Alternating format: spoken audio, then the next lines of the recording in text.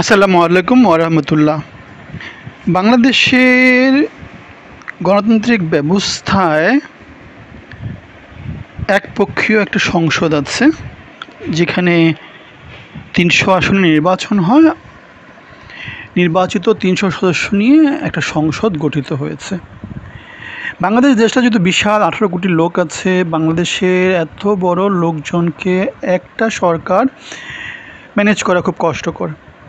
আপনি যে কোনো অর্গানাইজেশন দেখবেন, যারা বড়, যারা যেখানে লিডারশিপ এস্টাবলিশ করতে চায়, কন্ট্রোল এস্টাবলিশ করতে চায়, সব কিছুর হিসাব যেখানে প্রতিষ্ঠা করতে চায়, সুশাসন যেখানে আছে, সব জায়গাতে কিন্তু ভাগ ভাগ করে দেওয়া হয়।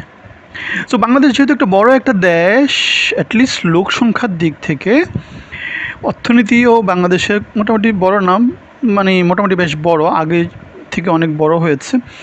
সো এই দেশটাকে কন্ট্রোল করতে হলে, যথাযথভাবে উন্নয়ন সবার কাছে পৌঁছে দিতে হলে, বাইরের দেশে বা যে স্ট্যান্ডার্ড যে প্র্যাকটিসগুলো আছে যে কোনো বড় কিছু ম্যানেজ করার জন্য, সেই পদ্ধতিতে বাংলাদেশে যাওয়া উচিত। এখন বলতে পারেন যে পদ্ধতিটা কি? আমরা জানি ইন্ডিয়াতে অনেকগুলো প্রদেশ আছে, প্রদেশগুলোকে ভাগ করে তারা ম্যানেজ করে। গুজরাট, কলকাতা, তারপরে এদিকে ত্রিপুরা। তো প্রত্যেকটা প্রদেশের নিজস্ব সরকার আছে, তারা নিজস্ব ট্যাক্সেশন, নিজস্ব ইন্ডাস্ট্রিয়ালাইজেশন, নিজস্ব পলিসি দিয়ে তারা ওই প্রদেশগুলোকে তারা ম্যানেজ করে। তার মানে ছোটো একটা জায়গায় বেশ বড় একটা ম্যানেজমেন্ট থাকে, যারা ম্যানেজ করে, কোনো কিছু নষ্ট হতে দেয় না, সব কিছুকে সুন্দরভাবে ম্যানেজ করে। ডিপেন্ড করে নেতৃত্ব গুণের উপর, ঠিক আছে? হ্যাঁ, কোনো এলাকায় নেতা যদি খারাপ হয়, সে এলাকায় উন্নতি কম হবে। কোনো এলাকায় নেতা যদি ভালো হয়, সে এলাকায় উন্নতি বেশি হবে। তার মানে আলাদা আলাদা এলাকাগুলো নিজেদের মধ্যে কম্পিটিশন করবে যে এই এলাকার নেতা খারাপ, আমি এই নেতা চাই না, নেতা চেঞ্জ হয়ে যাক, ঠিক আছে? সো ভালো নেতৃত্বের জন্য নিজেরাই ভোট দিয়ে ওই নেতাটাকে প্রতিস্থাপন করে নতুন নেতা নিয়ে আসবে। ব্যাপারটা এইভাবে যুক্তরাষ্ট্রে, যুক্তরাজ্যে, ইন্ডিয়াতে, বড় বড় দেশ যেগুলো আছে, উন্নত দেশ যেগুলো আছে, সব জায়গাতে এগুলো হয়। আর্মিতে এই কাজগুলো হয়, বড় একটা অর্গানাইজেশনে এই কাজগুলো হয়। লোকজন যদি বেড়ে যায়, তাদেরকে ভাগ করে দেয়, এই লোকের আন্ডারে কাজ করবে, এরা এই লোকের আন্ডারে কাজ করবে। তার মানে ম্যানেজমেন্ট চেঞ্জ হয়ে যায়। সো বাংলাদেশটা, পুরো দেশটা এখন একটা সরকারের আন্ডারে আছে, আওয়ামী লীগ সরকার বা বিএনপি সরকার। এখন এই কাজটা যদি ভাগ করে দেওয়া হয়, তাহলে কি হবে? প্রত্যেকটা এলাকায় নেতাদের মধ্যে কম্পিটিশন হবে যে এই এলাকায় উন্নতি হয়ে গেছে, এই এলাকার কিছু হচ্ছে না। তো পাবলিক থেকে প্রেশার আসবে ভালো নেতৃত্ব উঠে আসার জন্যে, এবং নেতাগুলো নিজেদের মধ্যে কম্পিটিশন করবে যাতে তারা কি হতে পারে, কেন্দ্রীয় নেতৃত্বে আসতে পারে। গণতান্ত্রিক একটা প্রক্রিয়া হচ্ছে এটা। যদি সেটা না হয়, তাহলে যেটা হয় সেটা হচ্ছে ৩০০ আসনে নির্বাচন হলো, ৩০০ আসনে নির্বাচন হয়ে সরকার, কেন্দ্রীয় সরকার যেভাবে যেটাকে ম্যানেজ করবে, সেভাবে প্রত্যেকটা এলাকা ম্যানেজ হবে। তার মানে একজন সরকার পুরো বাংলাদেশের ভাগ্য নির্ধারণ করে দিচ্ছে, এবং সেই নেতাটা পরীক্ষিত না, সে ভালো করবে না খারাপ করবে তার উপর ডিপেন্ড করে পুরো বাংলাদেশ সাফার করবে। তাহলে কেন্দ্রীয় সরকারে ওই লোকগুলোই আসা উচিত যারা প্রাদেশিক সরকারে ভালো কিছু করেছে। এই প্র্যাকটিসটাই আমেরিকাতে হয়, এই প্র্যাকটিসটাই যুক্তরাজ্যে হয়, এই প্র্যাকটিসটাই ইন্ডিয়াতে হয়। সেজন্য তাদের গণতন্ত্র এত শক্তিশালী, সেজন্য তাদের ওখানে তো যোগ্য নেতৃত্ব উঠে আসে, খারাপ কেউ আসতেই পারে না, ফিল্টার হয়ে অনেক আগেই বাদ পড়ে যায়।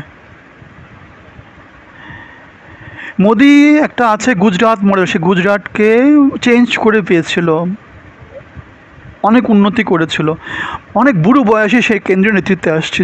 ইয়াং নেতারা কেন্দ্রীয় নেতৃত্বে আসতে পারে না। দেশের বা রাজ্যের বা একটা রাজতন্ত্র যদি হয়, সেইটাতেও পুরা দেশের জনগণের ভাগ্য নির্ধারিত হয় কেন্দ্রীয় সিদ্ধান্তের উপর। এটা ছেলে খেলা না, আমাদের এখানে ছেলে খেলা। ইউনুস আসলো, সেই ইচ্ছা মতো স্কুল কলেজ পাশ করে নিয়ে পোলাপানদের বসা দিয়েছে, বুড়ো ছুড়ো কতলকা ৮০-৯০ বছর বয়স্ক লোকজনকে বসা দিয়েছে। জিনিসগুলা পুরো বাংলাদেশের জন্য একদমই ভালো কিছু না। নেতা হতে হবে, যেমন এই দু একটা জিনিস আমি একটা কথা বলি, যেমন রাশিয়াতে কী হয়, ভ্লাদিমির পুতিন, সে এটা একটা নেতা শক্তি জনগণের মধ্যে সঞ্চারিত হয়। নেতা যদি ঘুমিয়ে থাকে, জনগণও ঘুমিয়ে থাকে, এটাই হচ্ছে গিয়ে সায়েন্স, এটা অন্য কিছু না, এটাই সায়েন্স। এখন ভ্লাদিমির পুতিন বা যে কোনো দেশে আপনি না, তাকে কীভাবে দেখাতে হয়? তাকে দেখাতে হয় হি ইজ ড্যামিগড। বাংলাদেশে হাসিনাকে দেখানো হতো ড্যামিগড, রাইট ফিলসফি, ভুল ফিলসফি না, সেটা এভাবে দেখাতে হয়। রাশিয়ার যে ভ্লাদিমির পুতিন ড্যামিগড, সে সব কিছু পারে, পানির নিচ থেকে সেই হাঙ্গর দখল করে নিয়ে আসে, মাটির উপরে সে কী বলতে না, সে ঘোড়াকে, সে পাগলা ঘোড়াকে সে দমন করে, সে সব কিছু পারে, ঠিক আছে। এভাবে একটা চারদিকে একটা ভাইব দেওয়া হয়, হাঁটার চলার মধ্যে ওই জিনিসটা দেওয়া হয়। তাহলে নেতার যে শক্তি, নেতার যে নেতৃত্ব গুণ, নেতার যে ভাইব, নেতার যেই বয়স, সেটা সারা দেশব্যাপী ছড়িয়ে পড়ে। সো একজন ভালো নেতা যদি না থাকে, দেশ সাফার করে। যুক্তরাষ্ট্রীয় ব্যবস্থায়, প্রাদেশিক ব্যবস্থায় যেটা হয়, নেতাগুলো ট্রেন্ড হয়ে আস্তে আস্তে উপরের দিকে আসতে পারে, ক্ষমতা গুণে বা দলীয় গুণে হঠাৎ করে নেতৃত্বে বসে যায় না, দেশটাকে সাফার করায় না। সেজন্য প্রাদেশিক বা যুক্তরাষ্ট্রীয় ব্যবস্থাকে আমি অথবা আমাদের মতো যারা একটু চিন্তাশীল মানুষ তারা সাপোর্ট করে। অনেকে হয়তো বলবে পারবজনা বিচ্ছিন্নতাবাদী, এটা ওটা এটা অনেক কিছু বলবে, বাট সেগুলো হচ্ছে গিয়ে প্রোপাগান্ডা টাইপের কথা। প্র্যাকটিক্যাল কথা হচ্ছে, দেশকে যদি উন্নত করতে হয়, এককক্ষীয় সংসদ, প্রাদেশিক ব্যবস্থা ছাড়া কোনো রকমের উপায় থাকা উচিত না। এখন বার্গেন পাওয়ার কার কত সেটার উপর ডিপেন্ড করবে। পলিটিক্যাল পার্টিরা সেটা হয়তো চাইবে না, কারণ তখন চলে আসবে নেতা, তুমি ছোটো জায়গা থেকে বড় হয়ে আসবা, অন্য কিছু সম্ভব না, এরকম কিছু চলে আসবে। সো অনেকে হয়তো সেখন, অথবা যেটাকে বলে যে আমরা যেটাকে বলি বিকেন্দ্রীয়করণ, যেটাকে বলি, সবাই চায় যে না সব ক্ষমতা আমার হাতে আসবে, আমি রাজা থাকবো। যেমন হাসিনার ক্ষেত্রে যেটা হয়েছে, হাসিনা যেটা বলতো পুরা বাংলাদেশের সবাই সেটাকে ফলো করতো। সো এটা ভালো জিনিস না। কেন ভালো জিনিস না? কারণ একজন নেতার উপর সব কিছু ডিপেন্ড করছে। নেতা ভুল বললে পুরো বাংলাদেশ সেটা সাফার করবে।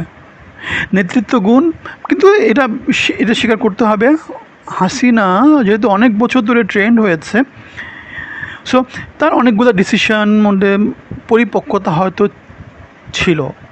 সো পরিপক্কতা আসতে হলে তাকে ট্রেন্ড আপ হতে হয়। তার বাবা ছিল বাংলাদেশের প্রধানমন্ত্রী, সো একটা লিগেসি ছিল, জিনের মধ্যে একটা ব্যাপার ট্যাপার ছিল, ঠিক আছে। এখন ট্রেন্ড আপ হয়ে আসতে হলে অনেক কিছু দেখায় তারপরে আসতে হবে। তাহলে বাংলাদেশ রাষ্ট্রের জন্য প্রাদেশিক ব্যবস্থাটা অনেক ভালো একটা ব্যবস্থা, সেখানে একদমই কোনো সন্দেহ নেই।